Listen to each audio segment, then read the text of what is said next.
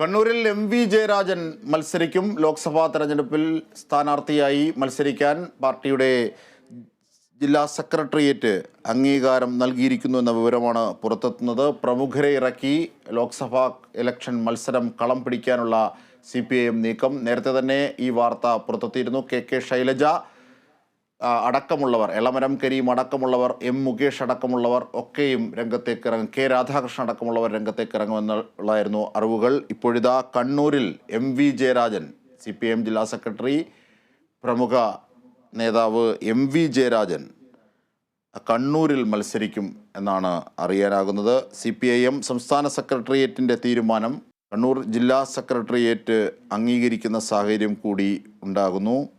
സംസ്ഥാന secretary M.V. Govindan master സംസ്ഥാന secretariat തീരുമാനം ജില്ലാ സെക്രട്ടേറിയറ്റിൽ റിപ്പോർട്ട് ചെയ്തു. M.V. ജയരാജൻ്റെ പേരാണ് നിർദ്ദേശിച്ചത്.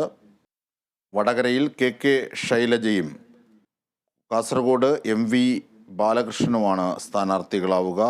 അന്തിമ തീരുമാനം 21-ന് നടക്കുന്ന CPIM സംസ്ഥാന സെക്രട്ടേറിയറ്റിന് ശേഷം ഔദ്യോഗികമായി പ്രഖ്യാപിച്ചേക്കും.